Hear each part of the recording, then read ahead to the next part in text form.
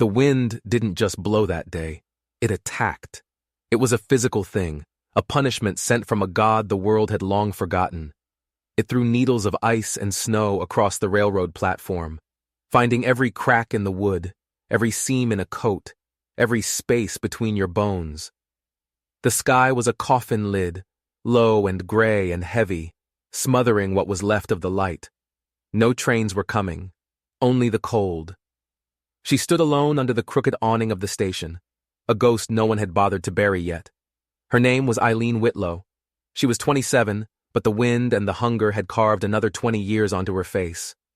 Her hair was half frozen to her scalp. Her lips were cracked raw.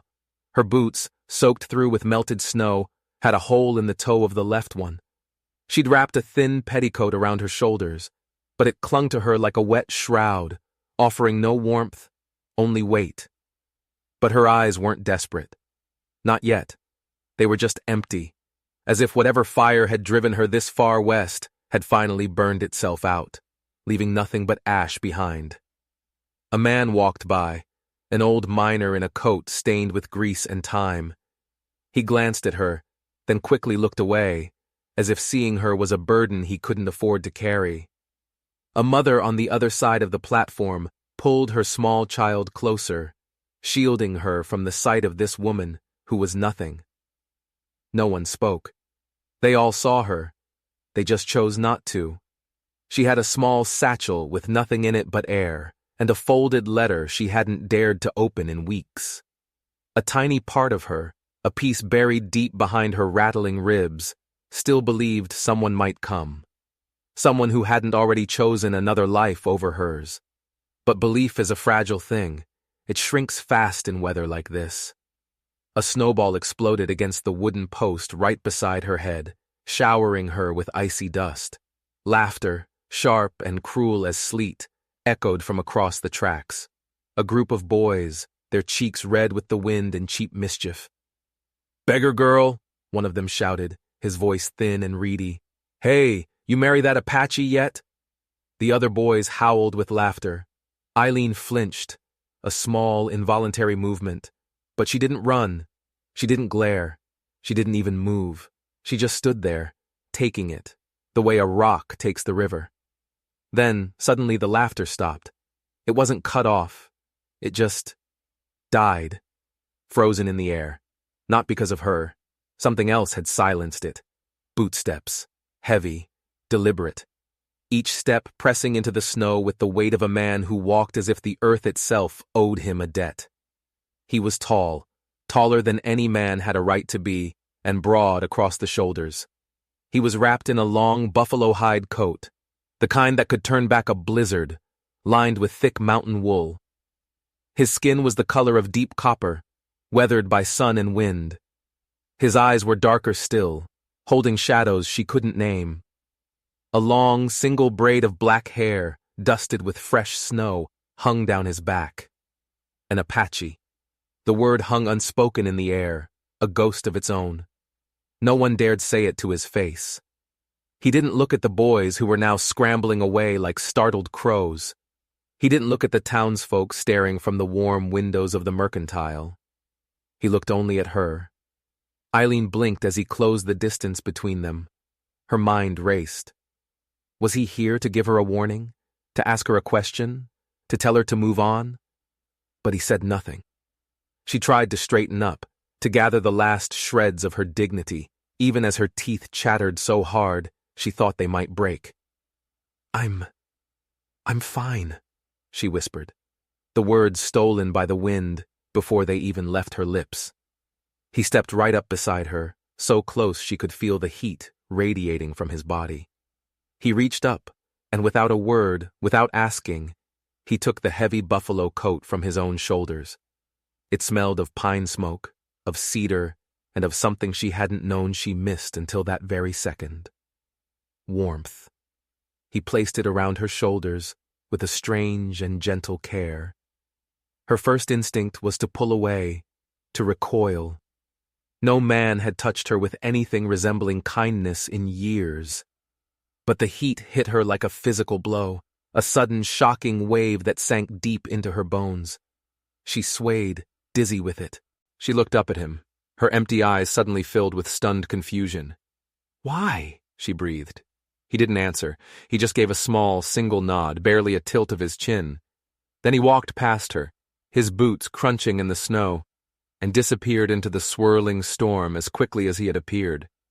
The world went silent. The boys were gone. The whispers were gone.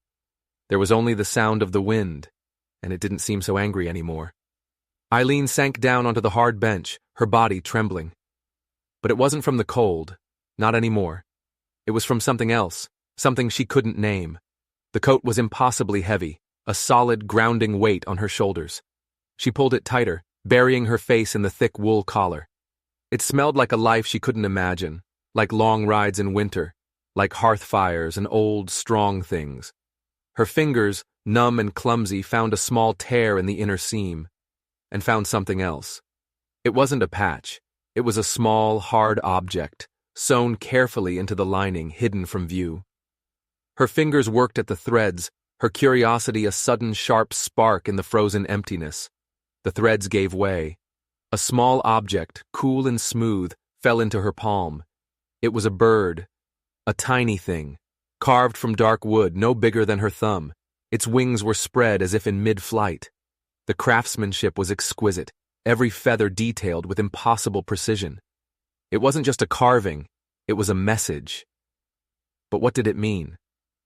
Later, Martha Hollis, the woman who ran the boarding house, would find her there, curled up on the bench like a child, sleeping under a stranger's coat. Martha was a woman made of hard angles and sharp words, but she had a sliver of kindness buried deep. "Damn fool Apache! Giving you that?" Martha muttered, her voice rough as sandpaper, as she led Eileen inside, away from the storm. "Town don't take kindly to his sort. Or yours, come to think of it." Eileen didn't answer. She was staring at the small wooden bird in her hand, turning it over and over. She didn't know the man's name. She'd only seen him once before, months ago, riding through town with lumber tied to his horse. Folks whispered about him then, too. Said he lived out in the pines, somewhere near a place they called Dead Man's Hollow. Said he'd buried a wife and child out there, under a cedar tree, and hadn't spoken a dozen words since. They called him Bear Stride, but never to his face. That night, lying on a thin cot in the back of the laundry room, the roar of the fire in the main house a distant comfort, Eileen held the bird. It wasn't just a gift. It was a question, a secret. And it was the first interesting thing that had happened to her in a very, very long time. Word spread through town like a sickness. The widow girl, the one who'd shown up with nothing but the dirt on her feet, was wearing an Apache's coat. It was a scandal served cold for breakfast and hot for supper. Who was she? What had she done to earn such a thing? And worst of all, was she planning on staying? Eileen started working for her keep at Martha's boarding house. She swept floors sticky with mud and tobacco spit. She mended bed sheets worn thin by restless strangers. She scrubbed the grime off boots left by men with loud voices and quiet consciences.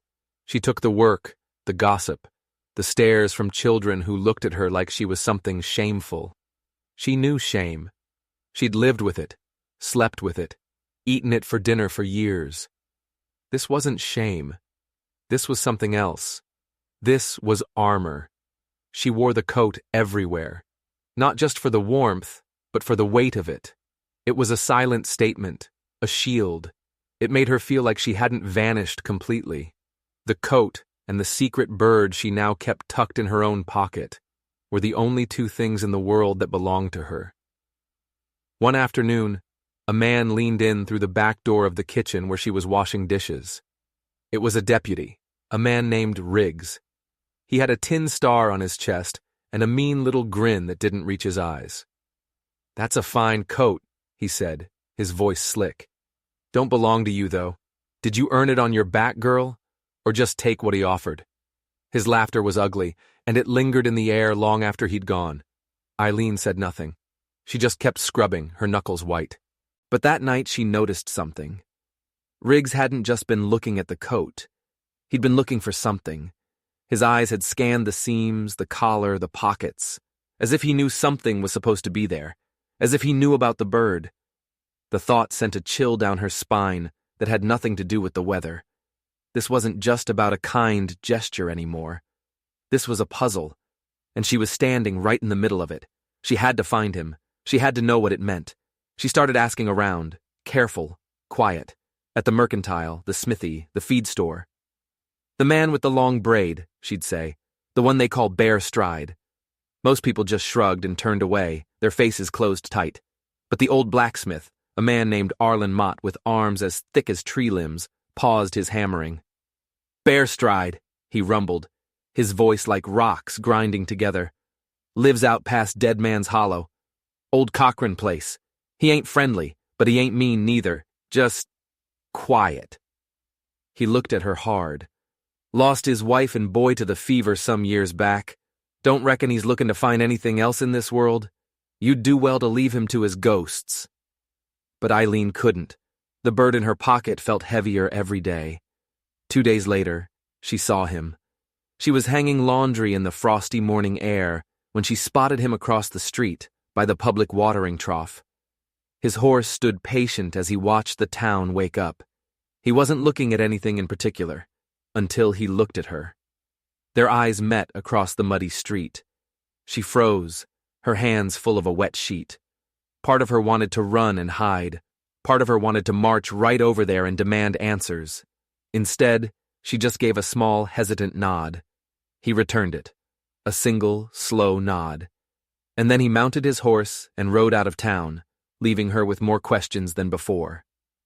That night, Deputy Riggs came back. He didn't come to the kitchen door this time. He found her in the alley, behind the saloon, where she was sweeping up broken glass. He didn't bring his sour grin this time. He brought 2 other men, their faces hard and shadowed. "The coat," Riggs said, his voice low and dangerous. "Give it to me." "It was a gift," Eileen said, her voice shaking but firm. Her hand instinctively went to her pocket to the bird. "It wasn't a gift," Riggs snarled. "It was a mistake. Now take it off." Eileen's heart hammered against her ribs. This wasn't about gossip or prejudice. Riggs wanted the coat. No, he wanted what he thought was in the coat. She backed away slowly. "I don't know what you're talking about." "I think you do," Riggs said, stepping forward, cornering her against the wall. His hand shot out and grabbed the front of the coat, yanking her forward. "He made a mistake giving it to a stray like you. That marker was meant for him." Marker? The bird. He was talking about the bird. Suddenly, a shadow detached itself from the deeper darkness of the alley. It moved with a silence that was more terrifying than a shout. Riggs and his men froze. They turned. Bear Stride stood there. He wasn't holding a weapon. He didn't need one. His presence was enough. The air grew thick, heavy. "Enough," he said. The single word was not a request. It was a command. It hit the alley wall like a hammer blow. Riggs let go of her coat, his face a mask of fury and something else. Fear. "This ain't your business, Bear Stride," he spat. "You made it my business," Bear Stride said, taking a slow step forward. The 2 men with Riggs looked at each other, then took a step back.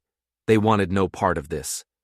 Riggs shot them a venomous look, then turned back to Bear Stride.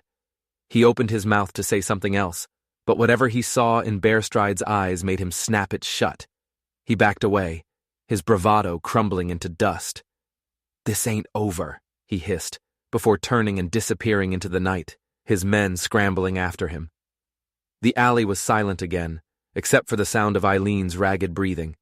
She was shaking, a deep, uncontrollable tremor that started in her soul. Bear Stride turned to her. In the dim light, his eyes seemed to soften just for a moment. "Thank you," she whispered. He gave that same single nod. Then he looked at the coat he had given her, his expression unreadable. "You should not have come here," he said, his voice low. "I had nowhere else to go," she answered, her voice trembling. What was he talking about? A marker? He looked away, toward the dark mouth of the alley. "It is not safe for you. That coat. It has put you in danger." "Then tell me why," she pleaded. "What does the bird mean?" He was silent for a long moment, the kind of silence that holds unspoken histories. It means they've chosen you, he said finally. Who? Who has chosen me? He met her gaze, and for the first time she saw something in his eyes beyond stillness. She saw a flicker of an old, deep pain. The men who killed my family. The words hung in the cold air, sharp and brutal. Eileen felt the blood drain from her face. The men who killed his family. Not a fever. A murder. The story the town told was a lie. A comfortable lie to cover up an ugly truth. I don't understand, she whispered, her mind reeling. The coat, the bird, the deputy. It was all connected to something far darker than she could have ever imagined. They are a sickness, Bearstride said, his voice a low rumble of contained fury. They come into a place like this, quiet. They look for the weak, the isolated. They use fear and paper to take what they want, land, water rights, timber. He looked down at his hands, his fists clenched at his sides. They wanted my land. It has a spring. It's valuable. I refused to sell, so they tried to burn me out. My wife, my boy, they didn't make it out of the fire. Eileen felt a wave of nausea. The barn, the fire, the whispers in town. It was happening all over again. The bird, he continued, his voice tight, is their mark. They leave it as a warning, a promise of what's to come. They leave it on the door of the person they intend to break. A horrifying realization dawned on her. They left it for you, she said, her voice barely audible. He nodded. I found it on my cabin door. I knew what it meant. I was supposed to be their next victim. So you sewed it into the lining of your coat? She asked, confused. I was going to dispose of it, he said. Get it away from my home. Then, I saw you. At the station. You were freezing. I thought... He paused, the words seeming to fail him. I thought to give you the coat was a simple kindness. I did not realize my own foolishness until it was too late. I forgot the bird was in it. When Riggs saw you with that coat, he assumed the marker was for you. He had inadvertently painted a target on her back. He had tried to perform a simple act of charity, and in doing so, had placed her directly in the path of the men who had destroyed his entire world. So Riggs? He's one of them? He is their eyes and ears in this town, Bearstride confirmed. He enforces their will. The sheriff, Price, he is either a coward or a fool, or both. He does what Riggs tells him. Eileen's world, which had already been shattered once, was now being ground into dust. She had fled from one monster, only to stumble into the den of others. What do they want from me? She asked, the question tasting like ash. They want you gone, he said. A woman alone, with no family, no connections. You are an easy target. They will harass you, threaten you, until you flee. Then they will claim whatever small piece of this world you have managed to hold on to. In your case, it is nothing, which makes you a threat of a different kind. How? You are a loose thread, he said. You now know about the bird. You know about me. You are a witness they cannot control. She looked down at the heavy coat wrapped around her. It was no longer a shield. It was a death sentence. I have to leave, she said, a new kind of desperation clawing at her throat. I'll go now. Tonight. No, he said, the single word stopping her cold. It is too late for that. They will not let you leave now that you know. They will hunt you. Then what can I do? She cried, the fear finally breaking through her carefully constructed walls. He looked at her, his dark eyes holding a flicker of something she hadn't seen before. Resolve. You cannot run, he said, so you must fight. The idea was insane. Fight? Her? A woman who had spent her entire life running? Fight a shadowy group of killers who had the town's law in their pocket? How? She asked, her voice a hollow echo in the alley. I have nothing. I am nothing. You are not nothing, he said, and the certainty in his voice startled her. You survived. That is not nothing. He stepped closer. And you have me. A strange sense of calm began to settle over her, pushing back the edges of the panic. For the first time since she'd arrived in this godforsaken town, she was not alone. "You must go back to the boarding house," he instructed, his voice low and urgent. "Act as if nothing has happened. Do not show fear. Do not speak of this to anyone, not even Martha. We do not know who can be trusted." "And what will you do?" "I will watch," he said. "They have made a mistake. They have revealed their hand too early. Now we wait for them to make another." He turned to leave, melting back into the shadows from which he came. "Wait," she called out. She reached into her pocket and pulled out the small wooden bird. She held it out to him. "This belongs to you." He looked at the bird in her palm, his face hardening. "No," he said. "Keep it. Let it remind you of what we are fighting against." He disappeared, leaving her alone in the alley with the cold, the silence, and the terrible weight of what she now knew. Eileen walked back to the boarding house on legs that felt like they were made of glass. She slipped in through the back, her heart pounding a frantic rhythm against her ribs. She went to her small room, the coat still wrapped around her, and sat on the edge of her cot. She looked at the small bird in her hand. It was a beautiful thing, but now it looked sinister, like a tiny harbinger of death. She thought about the letter, the one she'd carried all the way from Kansas, the one she'd been too afraid to open. It was from her mother, a last desperate plea, or so she had always told herself. But what if it wasn't? Her abusive husband Jacob had been more than just a drunk. He'd been involved in shady dealings. Men would come to the house late at night, whispers of land deeds, contracts, foreclosures. She'd never understood it, had been too scared to ask. When she finally fled, she hadn't just taken her clothes. In her haste, she'd grabbed a bundle of papers from his desk, thinking they were important. She'd stuffed them in her satchel and run. Later, she'd found the one sealed envelope and assumed it was personal. What if it wasn't? What if it was proof? With trembling hands, she dug the old, creased envelope out of her satchel. The paper was yellowed and soft. Her name was not on it. There was no address. It was just a blank, sealed envelope. Her breath hitched. This wasn't a letter from her mother. She had lied to herself for months because the truth was too terrifying to face. She broke the seal. Inside wasn't a letter. It was a ledger, a list of names, locations, and dollar amounts.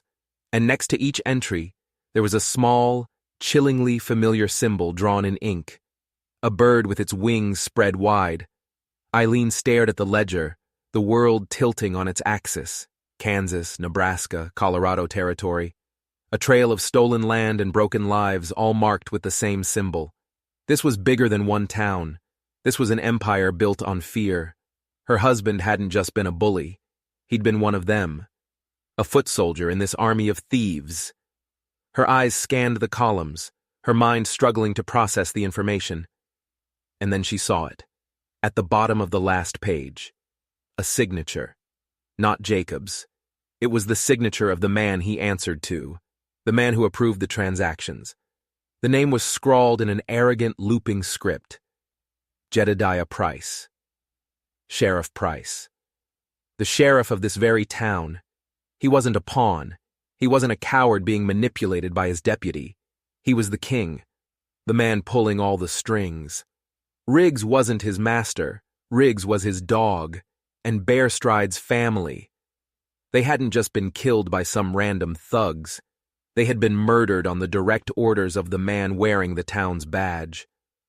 A cold, hard fury began to burn away Eileen's fear. They had picked the wrong woman to terrorize. They thought she was a stray, a nobody, a victim. They had no idea that she was carrying the very evidence that could bring their entire world crashing down. She had to get this to Bear Stride. Now. She couldn't wait until morning. She couldn't risk being seen. She folded the ledger, tucked it deep inside her dress, and pulled the heavy buffalo coat around her. It was armor again. Not just against the cold, but against the evil that infested this town.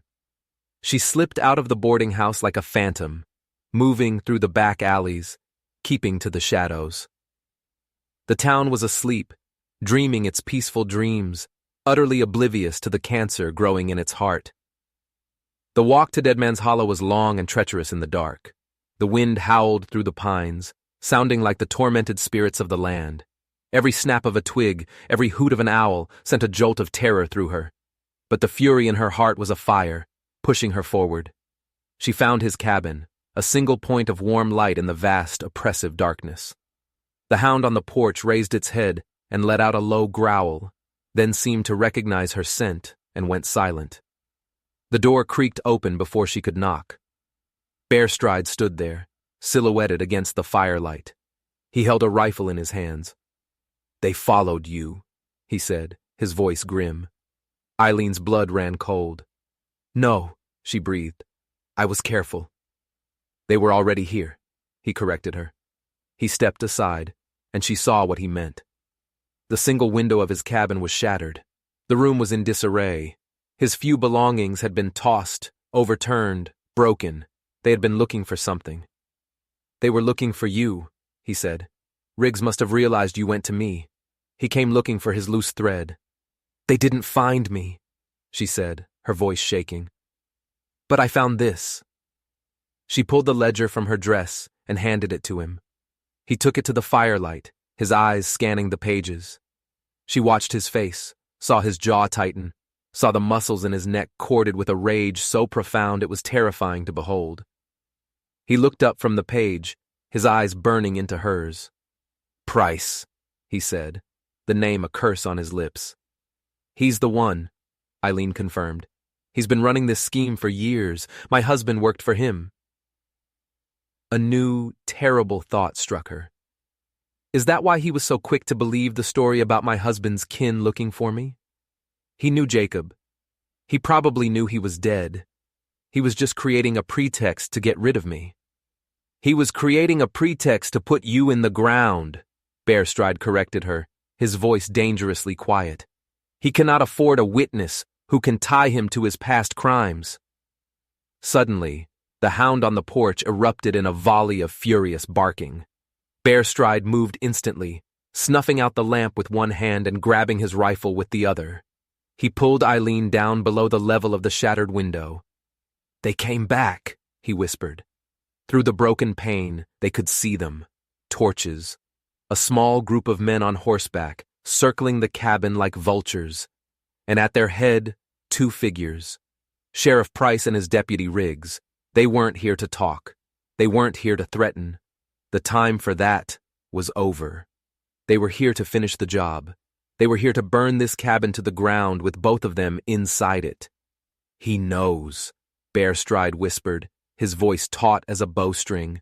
"He knows you have the ledger." "How?" Eileen breathed, her body pressed flat against the rough-hewn floorboards. The smell of pine and old smoke filled her senses. "It is the only thing that makes sense," he reasoned, his eyes fixed on the flickering torchlight outside. He would not come himself otherwise. He would send Riggs. He is here to retrieve that paper and bury its secrets forever. The circle of riders tightened around the small cabin. Their voices carried on the wind, rough and jeering.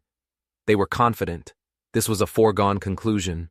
An Apache and a runaway woman against a dozen armed men, led by the law itself. "There is a root cellar," Bearstride said, his voice urgent and low. "Beneath the floorboards by the hearth. It leads out to the creek bed. You must go. Take the ledger and run." "No," Eileen said, the word coming out with a strength that surprised her. "I'm not running anymore. Not from you, not with you." He turned to look at her in the dim light, his face a mask of grim determination. "Eileen, this is not a fight you can win. We don't have to win," she said, her mind racing, connecting dots that had been scattered for months. "We just have to survive until dawn." She looked at him, her eyes pleading. "The blacksmith, Arlon Mott. You said he wasn't friendly, but he wasn't mean either. He warned me away from you. He was trying to protect me." Bearstride considered this for a second. "He is an honest man, but he is just one man." "No," Eileen insisted. "When I was in his shop, a man came in. His name was Miller. He was missing an arm. He and Mott spoke in low voices. Miller was complaining about how the bank had seized his land for pennies on the dollar after a failed harvest. The bank sheriff Price sits on the board of. The pieces were clicking into place. They aren't the only ones Price has robbed, she said. This town isn't full of his supporters. It's full of his victims. They're just too afraid to speak up. Too afraid to fight back alone. A flicker of something, not hope, but a grim possibility, entered Bear Stride's eyes. Outside, a voice boomed. It was Price.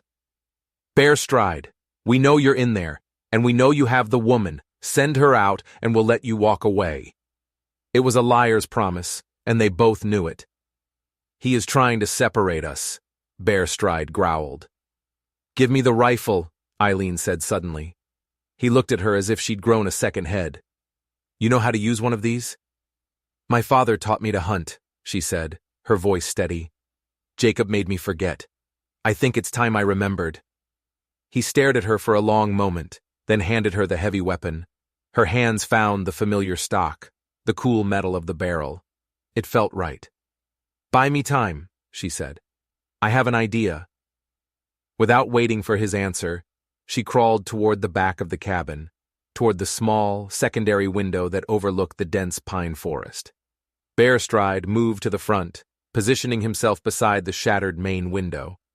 She is not with me, he shouted back at Price, his voice a roar that seemed to shake the very logs of the cabin. You are chasing ghosts, Sheriff! It was a bluff, meant to confuse them, to make them hesitate. While the men outside yelled back and forth, Eileen worked quickly. She took the small wooden bird from her pocket. Then she tore a strip of cloth from her petticoat. She tied the bird to a small, heavy stone from the hearth. It was a crude, desperate plan, but it was the only one she had. She slipped out the back window, silent as a cat. The cold hit her instantly, but she ignored it. She crept around the side of the cabin, using the deep shadows as cover, her heart a frantic drum against her ribs. The men were all focused on the front, their attention on Bear Stride's defiance. She saw her target. A young boy, no older than 15, holding the reins of several horses, including Price's and Riggs's. He was standing at the edge of the clearing, away from the main group, his face pale with a mixture of excitement and fear. He was just a kid, caught up in something he didn't understand. Eileen crept closer, her feet making no sound on the snowy ground. From the front of the cabin, a shot rang out. Bear Stride had fired into the air, a warning shot that sent the men scrambling for cover. In that moment of confusion, Eileen acted. She ran. She sprinted toward the boy, not at him. She ran past him, close enough for him to see her, a fleeting shadow in the torchlight. And as she passed, she threw the stone with the bird tied to it. She threw it deep into the dark woods. He's getting away, she screamed, her voice filled with fake panic. The other way! The boy, startled and confused, saw the flash of her running and heard the thud of the stone landing in the opposite direction. His teenage mind, addled with fear, didn't process the contradiction. He just reacted. They're running! He shrieked. They're getting away! The men, including Price and Riggs, turned. For a precious few seconds, their attention was diverted. They saw the flicker of Eileen disappearing into the trees and heard the noise from the other direction. They were split, confused. It was the opening they needed. Bear Stride burst from the front door of the cabin, not running away, but charging at them. He let out a war cry, a sound of pure, primal rage that seemed to tear through the night. He wasn't shooting. He was using the rifle as a club, a whirlwind of motion and fury. The unexpected head-on assault shattered their confidence. They were bullies and thieves, not soldiers. They were prepared for a siege, for burning a cabin with trapped victims inside. They were not prepared for a direct confrontation with a man fighting for the memory of his murdered family. Eileen didn't run away. She circled back in the darkness, the rifle in her hands. She wasn't a soldier either, but she wasn't a victim anymore. She dropped to one knee, took aim, and fired. She didn't aim for a man. She aimed for the torch held by the man closest to the cabin, The shot was true. The torch flew from his hand and landed squarely on the dry, tinder-like roof of the porch. Flames erupted instantly, greedily licking up the side of the cabin. "The ledger!" Riggs screamed, his eyes wide with panic as he saw the fire. "It'll burn!" His greed overrode his fear. While the other men were reeling from Bearstride's assault, Riggs made a dash for the cabin door, intent on recovering the evidence before it turned to ash. Sheriff Price, however, saw the fight was lost. His carefully laid plan had devolved into chaos. He turned to his horse, ready to flee and cut his losses. But Eileen was there. She stepped out of the shadows, blocking his path, the rifle leveled at his chest. "It's over, Jedediah," she said, his name a poison on her tongue. Price stared at her, his face a pasty white in the firelight. He saw the look in her eyes, the cold fury, the utter lack of fear. He saw a woman who had already lost everything and had nothing left to lose. He reached for his pistol. A shot rang out, but it wasn't from Eileen's rifle. Price crumpled to the ground, a dark stain spreading across his chest. Eileen whirled around. Arlon Mott, the blacksmith, stood at the edge of the trees, a smoking pistol in his hand. Behind him were more men. Miller, the man with one arm, Old Man Hemlock, who'd lost his farm, a dozen grim-faced farmers and ranchers, armed with hunting rifles and a righteous fury. "The boy got to us," Mott rumbled, his voice a low growl of satisfaction. "Told us the sheriff was forming a posse to go after you. Figured he was lying. Figured it was time the town chose a new sheriff." The fight was over in seconds.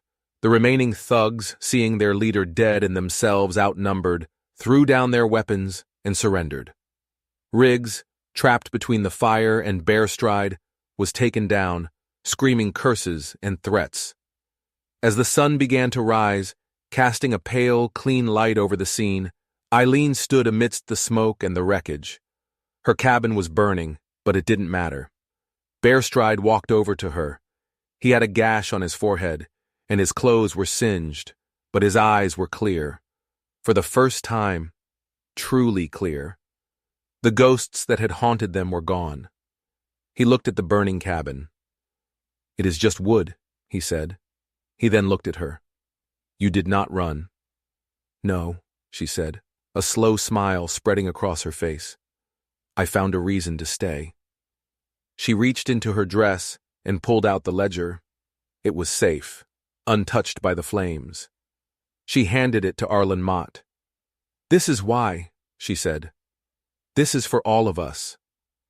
Mott took the ledger and nodded grimly. "Justice is a slow grind," he said, "but the millstones are turning tonight." In the weeks that followed, everything changed. The ledger was sent to a federal marshal, and the vast criminal enterprise started by Price began to unravel across the territories. The town, free from the grip of fear, began to heal. Arlen Mott was made the interim sheriff, a position he accepted with reluctant duty. Riggs and the other captured men were sent away in irons, never to be seen again. Eileen and Bearstride rebuilt. With the help of the community, a new cabin rose from the ashes, stronger than the last. The town that had once shunned them now embraced them. They were no longer the Apache and the runaway. They were heroes. They were their own. One evening, as they sat on the porch of their new home, watching the sunset paint the sky in hues of orange and purple, Eileen held the small wooden bird in her hand. It no longer looked sinister. It was just a piece of wood, a reminder of a dark time that had passed. "You know," she said quietly, "I think this is the first time in my life I've felt safe." Bearstride reached over and took her hand. His touch was warm and strong, and full of a quiet promise that needed no words. He had started to talk more, small words at first, then sentences. He even laughed sometimes, a low, rumbling sound that was the most beautiful thing Eileen had ever heard. The land remembered the fire and the blood, but it also remembered the courage. It remembered the moment two broken people stood together and refused to be erased. It remembered the love that rose from the ashes, a love that was quiet and strong, and everlasting. Sometimes the greatest storms don't come to destroy you. They come to clear the path for a new beginning. If you enjoyed this story, don't forget to like and subscribe for more tales of survival, justice, and the untamed human spirit. And let us know in the comments below, what would you have done if you were in Eileen's shoes?